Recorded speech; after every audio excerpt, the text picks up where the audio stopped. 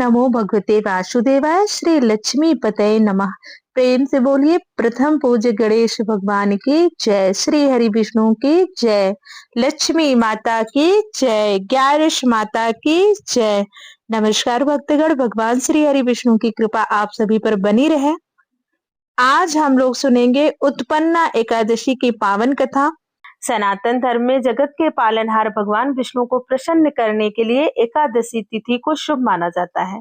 इस दिन विधि पूर्वक व्रत किया जाता है और विशेष चीजों का दान किया जाता है। धार्मिक मान्यता के अनुसार इस व्रत को करने से साधक को सभी पापों से छुटकारा मिल जाता है। मार्गशीर्ष मास कृष्ण पक्ष की एकादशी को उत्पन्ना एकादशी का व्रत रखा जाता है। धार्मिक मान्यताओं के अनुसार इस दिन देवी एकादशी की उत्पत्ति हुई थी। इस दिन व्रत रखने से व्यक्ति को आरोग्यता, संतान सुख की प्राप्ति, मोक्ष और पापों से मुक्ति मिलती है और साधक पर प्रभु श्री हरि विष्णु जी का आशीर्वाद बना रहता है। तो आइए मन में माँ एकादशी और भगवान विष्णु का स्मरण करते हुए सुनते हैं उत्पन्ना एकादशी की पावन कथा।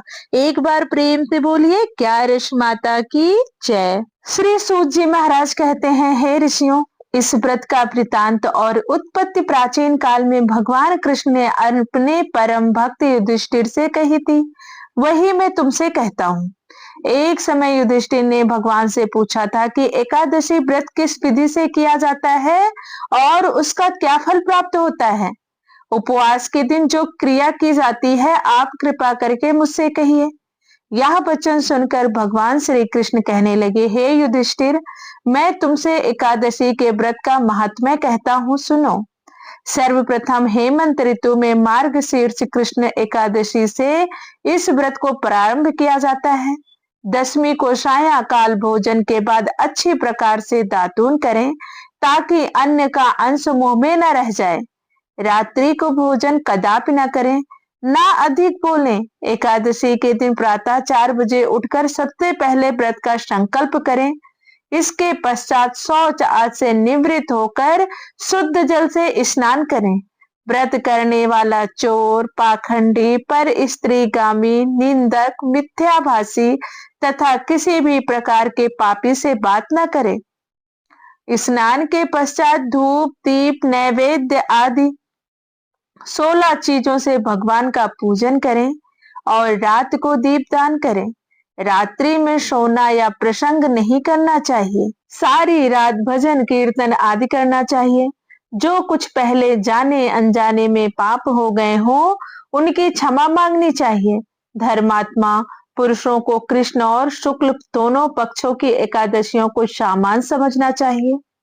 जो मनुष्य ऊपर लिखी विधि के अनुसार एकादशी का व्रत करते हैं उन्हें शंखो उद्धार तीर्थ में स्नान करके भगवान के दर्शन करने से जो फल प्राप्त होता है वह एकादशी व्रत के 16वें भाग के भी समान नहीं है।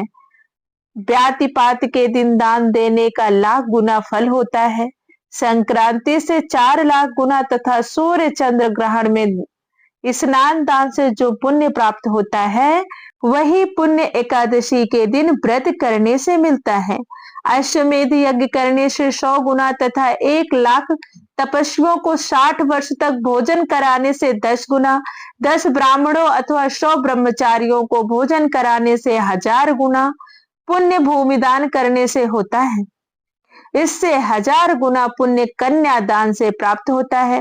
इससे भी 10 गुना पुण्य विद्या दान करने से होता है। विद्या दान से 10 गुना पुण्य भूखे को भोजन कराने से होता है। अन्नदान के समान इस संसार में कोई ऐसा कार्य नहीं जिससे देवता और पितृ दोनों तृप्त होते हों, परंतु एकादशी के व्रत का पुण्य सबसे अधिक होता है। 1000 यज्ञों से भी अधिक इसका फल होता है। इस व्रत का प्रभाव देवताओं को भी दुर्लभ है। रात्रि को भोजन करने वाले को उपवास का आधा फल मिलता है और दिन में एक बार भोजन करने वालों को भी आधा ही फल प्राप्त होता है। जबकि निर्जल व्रत रखने वाले का महात्म्य तो देवता भी वर्णन नहीं कर सकते।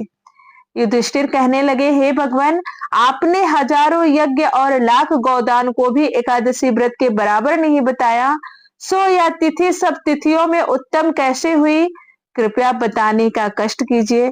धर्मराज युधिष्ठिर कहने लगे कि हे भगवान, मैंने कार्तिक शुक्ल एकादशी अर्थात प्रबोधनी एकादशी का सविस्तार वर्णन सुना। अब आप कृपा करके मुझे मार्गशीर्ष माह के कृष्ण पक्ष की एकादशी के विषय में बतलाइए।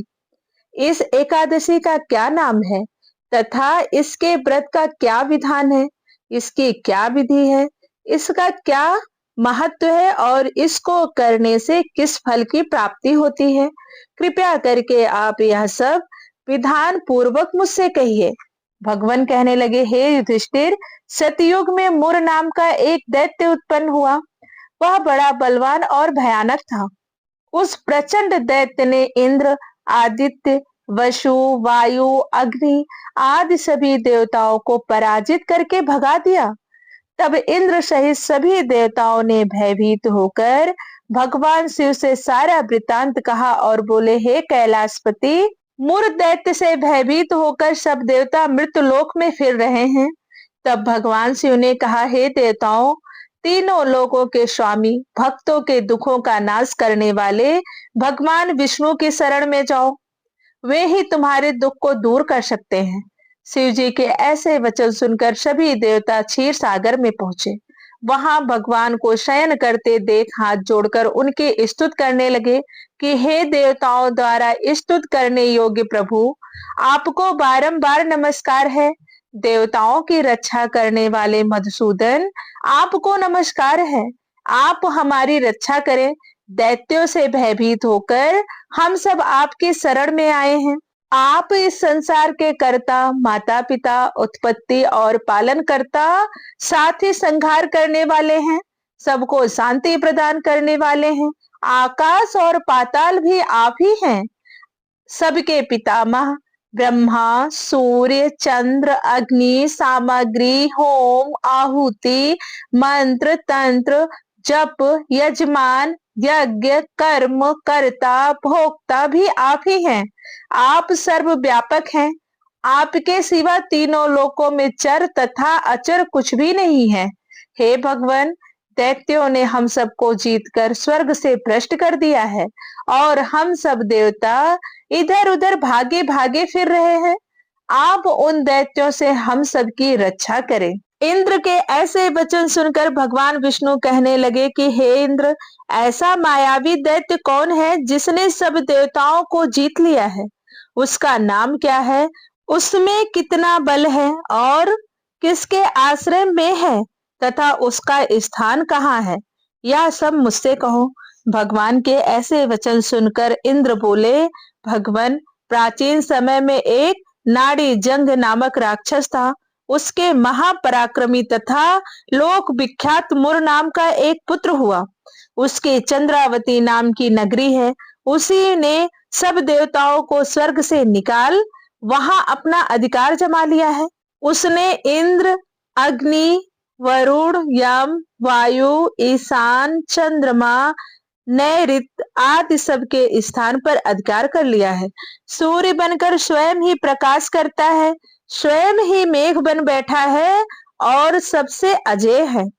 हे असुर निकंदन, उस दुष्ट को मारकर देवताओं को अजय बनाइए।